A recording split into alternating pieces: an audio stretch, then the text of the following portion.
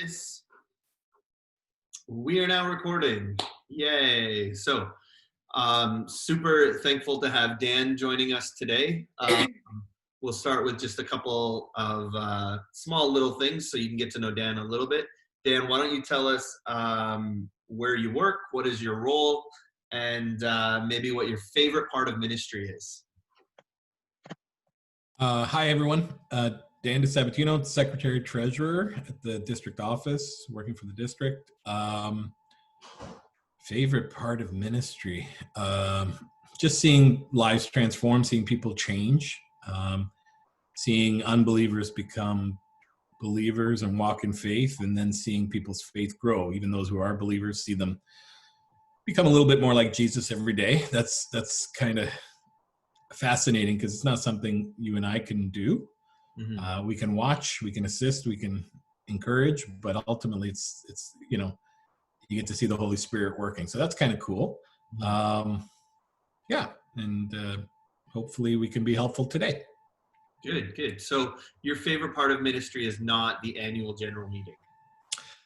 It's one of my favorite events, believe it or not. I know most pastors don't like it. I think it's an opportunity to cast vision. I've always seen it that way.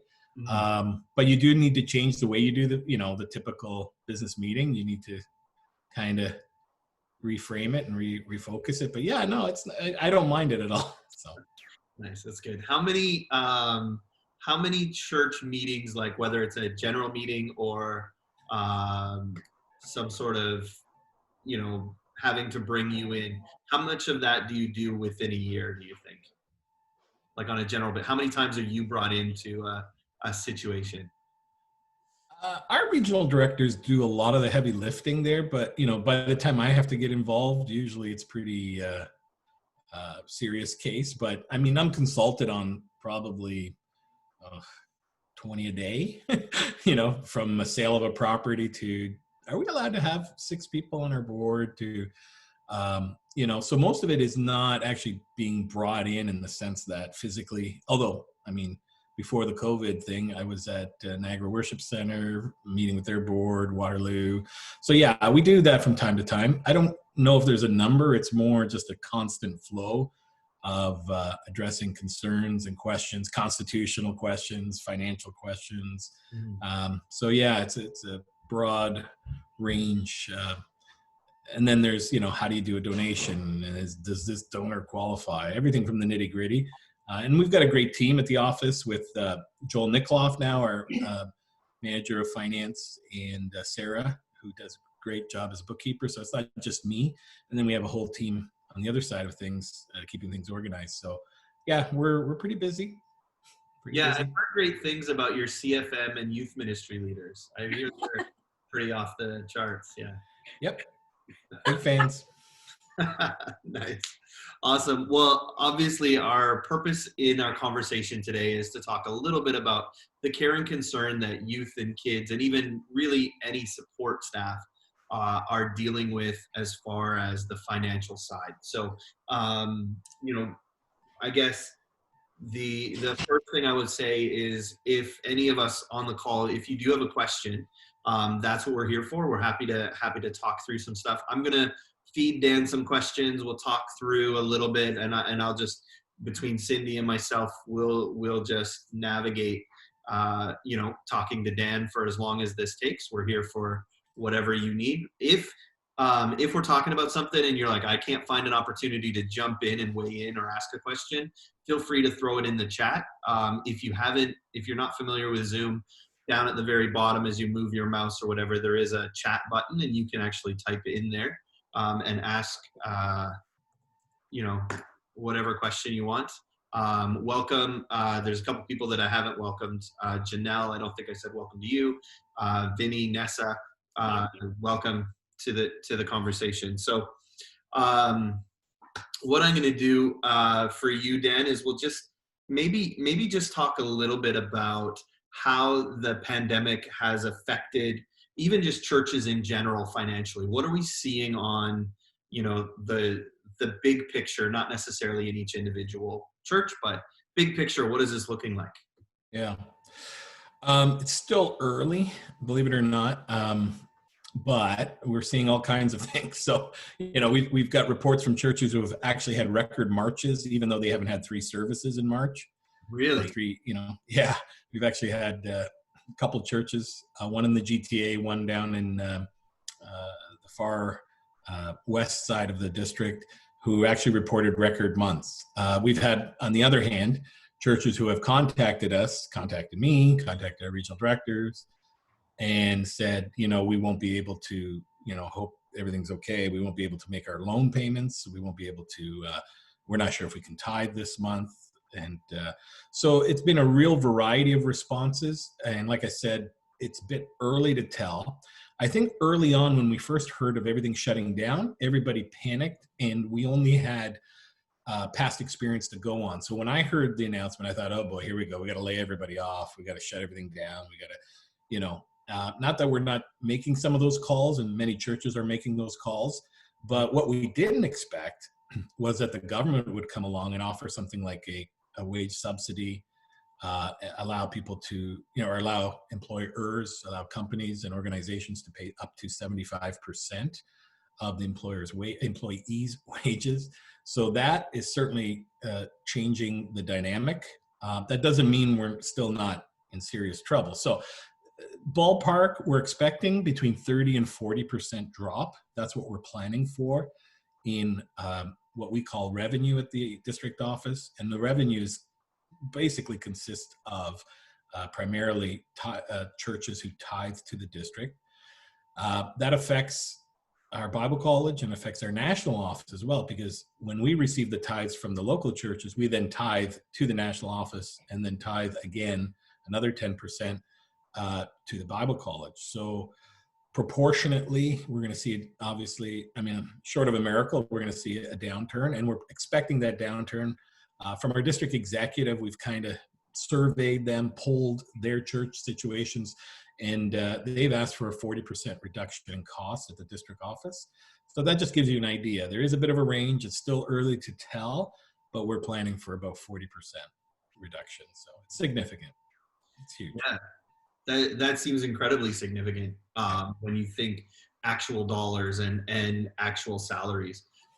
I imagine, because people reach out to you a lot, what is the conversation from lead pastors as far as, hey, I'm seeing a decline in my numbers. What are they asking you? Assuming they are, what are they asking you, or about what to do or ways to save money or whatever? Yeah, most of our conversations in the first couple of weeks was, believe it or not, how do we get online so we can ask people to continue to give? Right. And so literally the first week, the focus was, let's get everybody, let's figure out a way to sustain the ministry that people have already established. So really the first week we spent a lot of time, you probably may have seen some of the communication that came out of our office trying to direct people. So that was the first week's conversation. And I think most churches have done a remarkable job. Even if they're not online, they're contacting and phoning their members and their adherents. So that was really the first thing. And then what happened was, I think too, this whole thing is so brand new to everybody. It's so weird and different. A lot of people, I think, kind of said, okay, we're going to be away from church for a couple of weeks. We'll just save the tithe up. And when we're back in April, or, when we're back at Easter or whatever, we'll just bring our tithe then. And so for the first week or two, we saw a huge drop. So I had one church call me, said, we dropped by 75%. We only collected 25% of what we normally collect.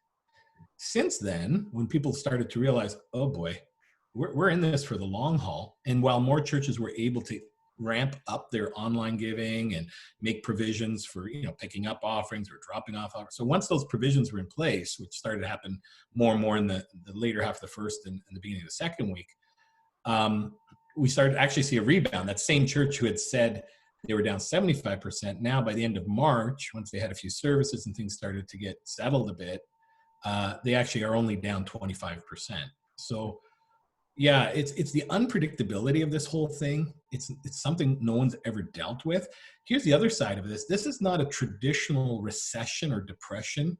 Normally, I was talking with one of the people we invest some of our reserve funds with at the district. He's an investment advisor, handles millions of dollars. He said they're calling it the Great Pause. It's not the Great Recession, it's not the Great Depression, but the Great Pause, because it's not because of fundamental economic issues that we're starting to see all this economic upheaval. The markets were strong, manufacturing was strong up until COVID. So he's saying everybody's kind of in this big pause. They expect much of the spending to come back. Now, the longer we're out, the more damage it's going to do to small business and other areas.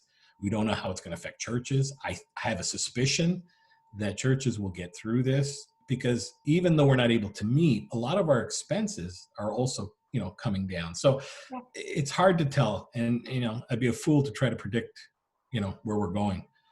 We can only react. And literally there was the first week, it seemed like every day the government would change their mind on something. So we started with, we're going to have all employees apply for EI. Then it went to, no, we've got a special program. They'll pay you $500 a week. Then it was like, no, don't do that. We're going to give you 10%, employers 10% to offset. No, forget that. We're going to make it 75%. Well, maybe we should include churches and literally we were watching, and the national administrators across Canada have been watching the Prime Minister's, announcements every day to see the change. So it's challenging. It's really different times that we're living in. Mm-hmm. So if somebody were sitting and saying, hey, I'm that newest employee, or I'm the one who would be, for whatever reason, maybe the first one on the chopping block, for lack of a better word, what first of all, I guess, what would you say to them as far as their options, to somebody who might be, Yeah, well, I mean, the good news is that you'll likely be called back. We're going to need you, so don't go too far. And I don't know if there's many other opportunities available right now anyway. So it's a bit of again, the great pause, the great holding pattern. The good news is you can apply for some great government programs that are being set up. I would make sure that you take advantage of that. My understanding is today, if you're born in the month of January, February, or March, that today you can apply for what they call the CRB, the Emergency Relief Program. And that will provide you with up to $2,000 a month. And it's even if, my understanding is, even if you with EI would have made, let's say, $350 a month, a week, or whatever that is, $1,400 a month, they'll actually up it to $2,000 a month. So that's the minimum, my understanding, you're going to get. So if you're born in the first quarter, January to March, today, if you're born April, May, or June, you can apply tomorrow. July, August, and September, you can apply on Wednesday. And if you're born in October, November, or December, you can apply on Thursday. And that's the latest we've heard in terms of employees. So if that's your situation, you want to avail yourself of that as soon as possible. Get in your information in as soon as possible. It's again unprecedented, that word we're going to hear over and over again. They've never received so many applications. You can't do it live. You need to do it, get the record of employment from your employer, from your church, and do it online and start applying as soon as possible. Yeah. That's really all we can do right now. That's going to give you some income. And then we can talk about some other ideas, I guess, as we go through this call. Mm-hmm. Yeah, and I've been through that process. My husband was, just for people here who maybe have a spouse who's laid off. We've been through that process because Mark was laid off a couple of weeks ago. And so it was exactly that. We applied for EI. And now that if you've applied for EI, you don't need to do the CERB. You're automatically going to be enrolled in it if you've applied after March 15th for EI. So just for people who may be in that situation. Yeah. It did take some time, though, to go online and to do it, especially if you've never done it before, to familiarize yourself with it. So it's a good idea just to check it out and just get familiar with it and build your account, register your account. Um, just do that kind of proactive stuff or start the process today if you're in those months. Yeah, that's good. So maybe this will make you put your thinking cap on a little bit more, Dan. If you're in it, let's say you're in a conversation with your lead pastor or the board or whoever is financial, whatever. What are some of the options that an employer has? This may be out of your expertise. I have no idea, but tell me you don't know. That's fine. But like, as far as, so if I'm a lead pastor, my income has gone down. What are some of the, like, whether it's reduced pay or temporary layoffs or having to let people go just full on? What are some of the options that, as an employer, that you actually have during a time like this? Yeah, so the employers are understanding, and it would be the same options that we've been reviewing. The employers can try to apply for what's called the Canadian Wage Subsidy Program. That's the program that initially started out as a 10% subsidy to employers, so to your church in this case. If they could prove, no, at first it was just 10%. Then they upped it to 75% if you could prove that in the month of March, when you compare this March to last March, and this April to last April, and this May to last May, as we get through these months, if you can prove a 30% decline in revenue, then what would happen is the government would actually pay your employees or pay 75% of your employees' wages. So it's a great way to keep staff on. We actually found out in our circumstance, and this is not true for every circumstance, but in our situation at the district office with the number of employees we had, it was better. We actually saved more money. This is how counterintuitive this whole thing is. We actually saved more money by applying for the Canadian wage subsidy than if we would have laid the people we had planned to lay off. Yeah. So that's an option we've never seen before. That's something brand new. It's so new. Again, as I said earlier, the government hasn't even figured it out. They're still trying to figure it out. But that's one option. The other option is layoffs. That's still an option. And maybe in some smaller staff situations, that might be an option. And then you would avail yourself, as Cindy said, of EI or the CREB, CERB. Those are options. The other thing is, and here's what you have to understand with churches, and they're a little bit different than the typical business in other industry. 50%, usually about 50% of a church's budget is dedicated to paying staff. That's the ratio. I mean, there's some that have 40, there's some that have 60, but the average is about 50% universally. That just seems to be the way it works. So if your church has an annual budget of $200,000, there's usually about $100,000 that's spent on salaries. So what that means is this, that the biggest item on your expense side of things, right? So if your revenue starts going down, you got to look for the, what are we going to offset the downturn in revenue with? Well, the biggest target is the 50% that's dedicated to staff wages and salaries. So that's why we become a target in the sense that staff becomes a target. It's a big chunk of the budget.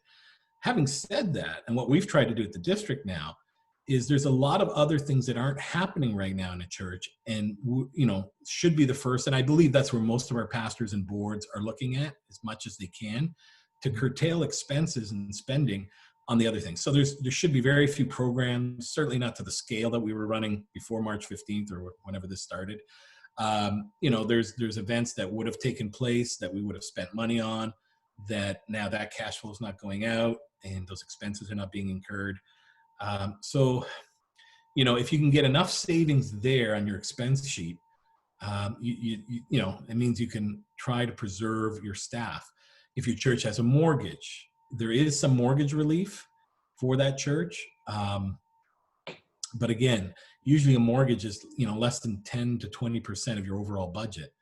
So when your mortgage is 10 or 20% at the most, and your salaries are 50, you're going to see you need to come up with a big savings. The big savings are going to come usually from curtailing salaries. So unfortunately, that's the nature of our business, if you will, or that's the nature of how churches are structured.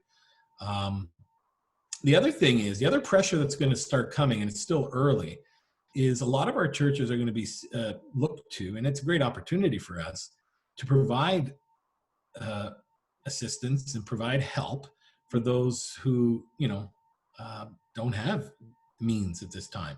While the government's doing the best that they can to provide these new and innovative programs, there's still tremendous need out there. Food banks are being taxed, being under pressure. So the church and nonprofits and charities are going to be looked at to doing more. And this is why we're making this appeal to the government, saying, hey, please don't forget about us and certainly help us, if anything. So, yeah, I don't know, Wayne, if that helps, but that's really why we look to salaries, unfortunately, because we make up a big part of what we do, right? We're not into manufacturing. It's not like we have a huge overhead, a big factory or big machines. It's people. We're in the people business, right? So. Yeah, that's good. That's good. I was thinking of different churches obviously have different budget and different things, but when it comes to also certain staff, like I know because programs are being cut, obviously we're not doing, the children's pastor isn't buying as many balloons right now as they normally would. That was a CFM joke. Okay, no, it's good. Sadly, this is being recorded, so that's even worse. But anyway, but because of that, there is, where you might have multiple people doing a job where it's like you're the youth pastor and the junior high pastor and the kids pastor. You're like, all of a sudden, well, you're only doing a few online things a week and you're not running a big program that can be, condensed almost to one or two people job, which obviously is part of the care and the concern that many of us support staff have at this time. So it's interesting. So maybe I'm going to open it up to questions in a moment, but just before I do, so everybody think of your best question for Dan. But I guess maybe just even on the topic of personal finances, what are ways that perhaps we can be a little extra wise right now as far as our own finances? Again, if usually 30% of our income, generally, and again, this changes, but a rule of thumb, 30% of our income usually has to do with our shelter, with our housing, whether you're renting or you have a mortgage. Mm-hmm. So one area that you can get some relief is take advantage, if you have a mortgage, of contacting your bank if you haven't already, and seeing what options they have. We've heard where there's deferral of payments. Now, some people say, well, that's not a great idea, but when you need money, and you're young and you've got lots of time to catch up on these things, it's not a bad option to consider. The other thing is, if you're renting, to not be afraid of your landlord. You need to talk to them. Some landlords are allowing you to use your deposit, your first month deposit, to pay April. Now, that doesn't solve May or June, but it does give you some time to kind of coordinate the rest of your expenses. But the bottom line is, you need to find places to save. That's the best thing. Now, the good thing is you're probably not driving anywhere. Like Nicole said, if you get on the highway, they're going to turn you back anyway. So yeah. You're going to save some gas, I guess, for the next little while. Yeah. You're just going to have to go item by item in your budget, in your household budget, in your personal budget, and just say, okay, do I need this right now? Can I do without?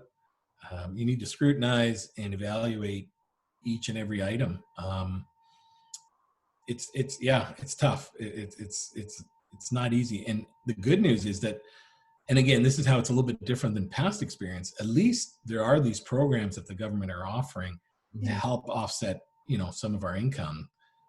There were times when those programs were not available and you just had to do without, and your landlord had to go without, or you were out of a house.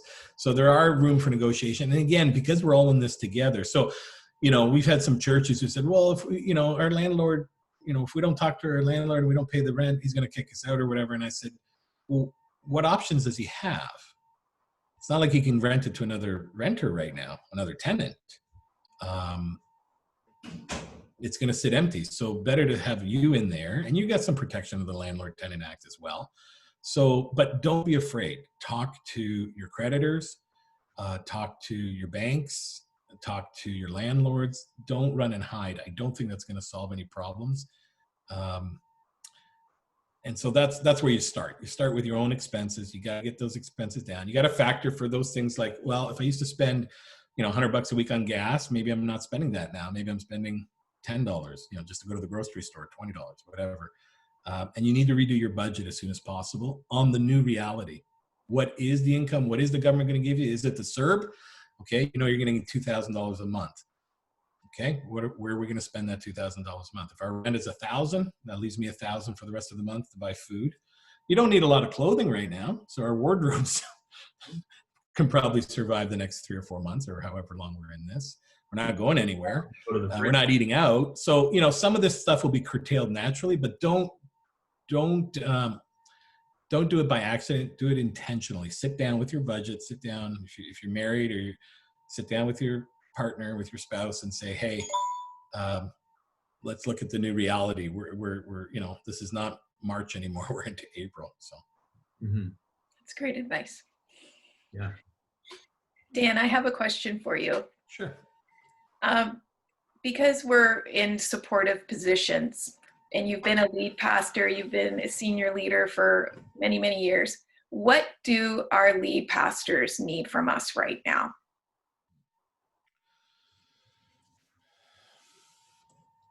I mean, other than the obvious prayer and support, I think they need us to continue doing what we've been called to do, even if we don't get paid to do it. Mm-hmm. Yeah. And we need to be people like the Daniels and the Josephs of Scripture, who, when there was troubled times, weren't part of the problem, but part of the solution. Yeah. And if innovative way of doing youth ministry or doing children's ministry, just because the church has laid you off, and this is unofficial, I mean, legally you're laid off, you're not working, but you can volunteer. And, I think we need to all pitch in and hold it all together for a couple months and really see where this is going. And that's what, understanding is probably the biggest thing you can give your senior pastor right now. Giving him grief right now is not going to help. And if you can be that person of wisdom and come up with some clever ideas to feed to your senior pastor. I know I've talked to a lot of older guys, quote unquote, and gals, who maybe weren't that tech savvy, who've leaned heavily on their younger staff members to help them. I see Derek Osborne on the line. Derek, aren't you glad we're not going through this at Willowdale together? Oh, that's right. Yeah. Would have been fun. Derek would have probably been running everything anyway. So yeah. So done my best. Yeah. So, I mean, if you can be there that way, if that's your solution, your way, if you can make yourself more valuable right now, I mean, there's other people being cut. Like, do we really need a seniors pastor? Is that something someone else can do? I know churches where the seniors pastor is the first one to go or being laid off. And then the board members have picked up that job, or it's been, shifted over. It all depends. I mean, the bigger churches have some more juggling they can do, bigger staffs. Smaller staffs, you're a jack of all trades to begin with. So, you may be reassigned more than, terminated or laid off or, let go at this point. I think they need you. So yeah, Cindy, I hope that helps. Just be valuable. I mean, that goes whether we're in a COVID crisis or not. I think that's just good advice. But yeah, at this time. No one has ever led through something like this before, right? Where it's like worldwide. And so I think everybody's trying to find their way. And like you said, everything's changing week to week. So I think the amount of grace and patience and understanding we can extend to those who are leading, you know, because I imagine that there's a lot that are kind of being up at night trying to figure out, you know, and they're making very, very difficult decisions. And so just taking that minute to like understand that a lot of these decisions, some of them are having to make, I'm sure are not, you know, they're not coming easy, and they've probably looked at every other option they can. And so I think it's an important message to what we can do to help support them. Yeah, and it's not just the pastor, you know, Cindy, you bring up a very good point. It's not just the pastor making these decisions either, so don't take it out on them. Yeah. You know, there is a board that they're accountable to, and there's a lot of pressure coming from the board, I'm sure, because, you know, they're going to feel it as well, and they'll feel responsible, rightfully so. So yeah, Cindy, great advice. We're all in this together. Let's not forget who we are, even in the midst of crisis, you know. And this is, I think, you know, trials and tribulation tests come, and this is certainly all of the above, to see, sometimes to test us, to see, are we really in this for the right reasons, you know? So that's good. I really like what you said. You talked about, you know, small churches being a jack of all trade, you know, in some ways, and not that it's completely prevalent, but there are times when it's like, well, that's not my job. You know, and we have that hesitation. I really liked your comment about, you know, pitching in and helping wherever and doing whatever we can, you know, because that's obviously, yeah, we're all coming together at this point, and it is serving the greater mission. And I know, like, when it comes to repurposing different roles and responsibilities, that's incredibly vital towards the, you know, towards keeping your job. If you're not flexible and not able to help, that would put you one step ahead of somebody else, I would think, as far as being out the door. It's my own thought. Yeah, it's cool to see what people are coming up with when they have financial restriction too, right? Like mother is the necessity of invention. And so seeing what churches are coming out with right now is just, it's incredible. I love seeing all the different creative ideas, and with these realities of financial restrictions and things that we're all walking through. So you're right too, Dan, that the church has this great opportunity right now that we're seeing so many rise up to. So that's good. It is good. Does anybody have a question that maybe, you know, Dan can answer? Because I can't answer it, but Dan can. And he knows a lot, Dan. So yes, all knowing. We send people to you all the time. If people ask me a question on HR, I'm like, I don't know. Ask Dan. Okay. He knows. If I don't know, I know somebody who knows. This is where one of you unmutes yourself and start talking. Don't make me unmute you. I learned I that. have a quick question. Yeah. I just know a lot of kids pastors are curious about the summer grants and things to do with summer camps and things. Dan, do you have any idea or any insight into what that might look like for grants? They haven't said, I think, if I'm not mistaken, it was yesterday or Saturday, the Prime Minister was actually asked about students and, you know, university and college students, how they're going to fund. And there was some reference made that the program hasn't been discontinued, but it may be delayed. So in other words, where normally we would get the money, in May 1st or something? Yeah. We're probably looking at a, you know, July, August type of thing. Yeah, that's the last I've heard, but again, that's all I know so far. Sure. Yeah, our camps rely heavily on that, but again, the other side of that is we're not having camps, or, you know, we're not able to have camps right now. So yeah, we're all, again, kind of waiting to see what happens. You know. For sure. Okay, thank you. Good question. Very good question. Good. Thanks, Janelle. Anybody else?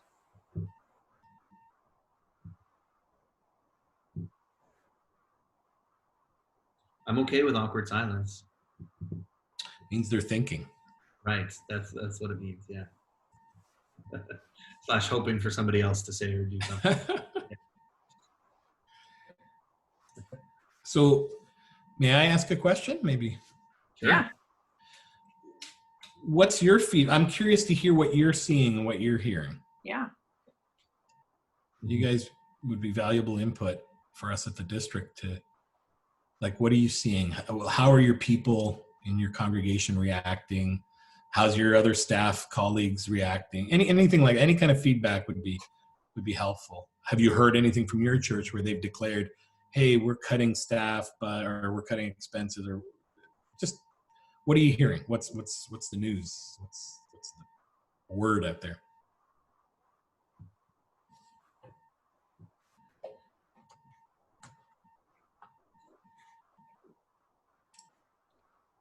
That was to you guys.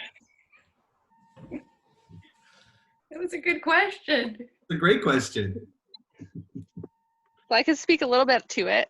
Our church is in like a smaller town, and we have a lot of older citizens, so seniors, who are the majority of our like income, because there's so many of them. And so we haven't been too bad during March.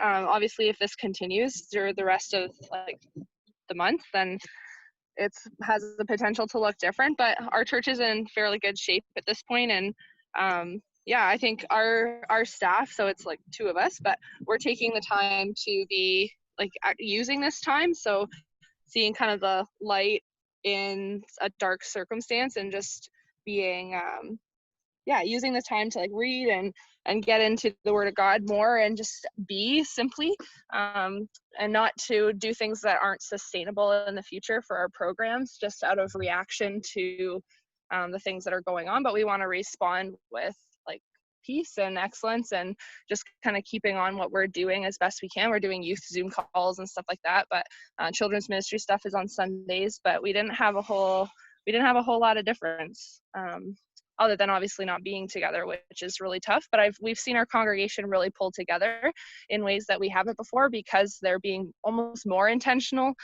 during this time to be the hands and feet of God, and to search out ways to connect. So it's been kind of an interesting experience for our church.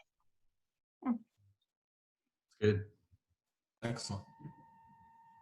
Yeah, we've we've projected 30 to 40% decline, and with that, we were actually able to receive that 75% wage from the government. So that was a very good thing that we were happy to hear. And so yeah, it's been challenging with everything happening, but I mean, I think for us, it's been kind of a push in the direction, I think, that we're slowly heading, using technology in a positive way to connect with our people. And it's just kind of forced us to really focus on what really matters in ministry. And it's just kind of connecting with people on a personal level. And so it's been good. There's actually been a lot of positives that have probably come from this. And so, but yeah, you know, it comes with its challenges as well. It's good, Matt. Hey guys, actually for our church, we had a record-breaking giving for March. So we've been doing quite well. Surprisingly, we weren't sure coming into it. Like, we're a mobile church, so everything kind of really just depends on, you know, when we meet. But our church really stepped up, and giving online went more than we expected, and but just lots of work to get things online. It was I do youth ministry, but then also I do all the tech side of things too. So first couple of weeks was like, okay, how do we resource the church? How do we get all these Zoom calls connected and whatnot, and kind of training all the other staff to, this is how it's going to look like and what we're going to do. So people have been receptive, and I think that kind of shows through our giving. Great. Great. Yep. Yeah, it's been amazing that, you know, amidst all the negativity and all the doom and gloom, there's been some really cool stuff happening. The Lord is just, you know, like I said, I mentioned earlier, there are churches who are just, I wouldn't say we're doing fine, but they're hanging in there, and churches we never expected have risen to the occasion. Not the usual people we thought would. It's people are creative. The way we're doing children's ministry, I got to give it to you, because right? I wasn't sure how you guys were going to do that. And even youth, I could see they're already kind of online type of people, so I can get that. I do think that you guys are going to pastor, and I've said this since I taught at the Bible college, way different than I did and my predecessors did. I don't think this is a temporary thing. I think, Matt, you mentioned that this probably is accelerating us in the direction that we were probably going to be in 3 or 4 years anyway. There's a huge church in the States, I forget specifically who they are, but they had many multi-site. This was way before COVID. This was the end of last year, early this year, that they had made a decision that they would close all their satellite locations, their multi-site. They would stop being a multi-site church in the sense of having satellites. They were retreating back to the main campus. They had live services at the main campus, and all the money they spent and had been spending on satellite and on that method of doing ministry was now going to be re-engineered and refocused on online church. So there's churches already doing this, and I think it'll be interesting to see the ramifications and the lasting impact. If you study the Spanish influenza of 1918 or whenever it was back 100 years ago, the social impact that the influenza made, even on the way people danced, the way people behaved, the behaviors changed. So it'll be interesting to see the impact on society at large, but also on how we do church, and whether this is just a temporary, whether these are emergency measures, or if this is something where the Lord is leading us into. Who knows? Who knows? It's good. Anybody else? One thing I've been able to get to watch is the people who serve under me, my leadership, watch them kind of take the reins and invent new ways of doing things. Things that I, maybe just didn't do before because I thought, this doesn't really fit into what we're doing. But being able to watch them really step up and say, hey, we're going to start leading the Bible studies. We're going to do it this way, or we're going to have a Zoom meeting ourselves, right? And invite students into it. So it's been great to be able to watch them really, I just say step up into their roles and be able to see them rise to the occasion now. So that's been a huge positive for us here.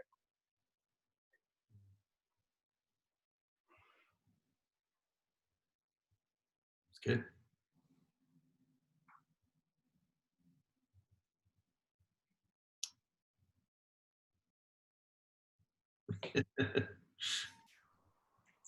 That's pretty awesome, Nicole. Is that a kangaroo? A donkey? It's it's kangaroo. kangaroo. Okay. I wanted to. So maybe Dan, you can speak to, and I don't know if I don't know that there's a ton, but if we're dealing with this and we're needing some help, what's available from the district as far as resources, or even is there what support, financial counseling? What is what are some of the things available? And Dan, can you clarify that like credential holder versus non-credential holder? Because I'm assuming some of these things would be you'd need to be credential holder for some of the things, right? Or no? I guess it would depend. I think we can try to help anyone. Okay. And everyone. Depends. Unless it's a program or something specifically offered to just credential holders. But at this point, I can't think of anything. Okay. The best advice I can give you is just call us or call Wayne or call Cindy. And then if they can't, it's kind of been our strategy is our regional directors. We're blessed in the district, Western Ontario district. We're the only district in Canada that has regional directors. We see, of course, Cindy and Wayne as key leaders as well in their responsibilities, because they're out there meeting with pastors like yourselves and credential holders and leaders. And so most of the stuff can be conveyed, if you will, through them. And if they're not able to help you, then they'll usually contact us at the office. But don't be shy. Send me an email, phone me. We get calls every day. We will help the best we can. If you need financial, budgeting help, that doesn't take much. We can do that over a Zoom call or even by email, really. So we're here to help any way we can help. If you're not sure where to apply, try the Government of Canada websites first. And if you're not able to navigate that, or you're just not sure what's happening, don't be shy. Send me an email or give me a call, and we will follow up for you and help you. We want to make sure that everybody is taking advantage of all the programs that are available. We don't want anybody to miss out, for sure. So yeah, anything we can do. If you have a question about, I'm being laid off, I don't know what to do next, and Cindy or Wayne can't help you, we can certainly give you some advice and try to direct you. But yeah, a lot of it's going to be, available on like I said, starting today, August 6th or April 6th was the kind of the start date for a lot of these programs. So a lot of it's kicking in today. So take advantage, make sure you take advantage. I think it's actually good, even if you're not feeling like, if you're saying, well, I don't think I'm going to be somebody who will be laid off. I think that just even from a pastoral perspective, it's wise to get to know it and become familiar with it, just so, because you're going to have congregation members who are going to be walking through this and reaching out to you. So the more you can know about it and become familiar with it and just kind of lessen fears and help people to know that you care enough about them that you are educating yourself on how the government is supporting Canadians, I think that'll speak a lot to your congregation members, to people who are reaching out, and families, because I think that we'll see more and more of that coming out, of people reaching out saying, I don't know what we're going to do, and we're stressed. And so I say the more we can educate ourselves, the more we can actually help pastor people in a really practical way and let them know we've thought about this and we're looking into this to support you. So yeah, that's great advice. Yeah. Wonderful. Yeah. Or everybody could just apply at Jackie's church. I hear they have lots and lots of money. Yeah. Jason would love that, right? Everybody just send him a resume. No, just ask for checks. They'll send checks. Oh, there you go. Nice. Awesome. Is there, before we let you go, is there anybody else with a question? Something you want to ask Dan or Cindy or myself? As I've been saying on all of our Zoom calls, if you do want to reach out to either Cindy or myself, we are available. We're taking, whether it's phone, text, Zoom, whatever meetings, happy to chat in a more personal, not big group kind of way, but we're here for you. That's what I believe our role is in this moment, is to be supportive and helpful. So if we can do that in any way, by all means, reach out. I will pause. Any other questions? Anybody? Feel like an auctioneer. Do I hear $2? I was thinking Ferris Bueller, but I might be aging. Yes, yeah. Bueller. Nice. Anyone? All right. Well, thanks for joining us. Dan, thanks so much for being here with us and taking the time. We really, really do appreciate that. Our next Zoom call that we have is Wednesday at 1:00, and we have Rachel Ernst joining us. We'll be talking about health and a little bit of, Rachel's, if you don't know Rachel, she's a nurse as well as a pastor. So right now she's playing pastor nurse, and she'll be sharing with us, and we'll be talking. So that's Wednesday at 1:00, and then we're back Thursday at 1:00 as well. And Cindy, do you want to just mention? We have a registered. Sure, we have a registered psychotherapist who's going to be with us. We're going to be talking about relationships, and because we're all learning how to kind of cohabitate with our spouses, kids, families. So learning how we can stay healthy in our own homes, and also how we can help, again, our community and our church members with relationship crisis, or just, enhancing our relationships right now. So, so Kevin Joel is a registered psychotherapist. He was a kids pastor for a lot of years.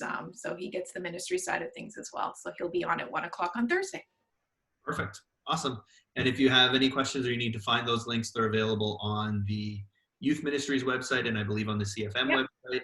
And, you know, we'll advertise it through Insta and other stuff as well. But you can always reach out. We'll send you the link. All right. Thanks very much, everyone. Have a great rest of your Monday, and see you later. Bye, guys. Anyway, bye. Thank you. See Stay ya. healthy. Bye.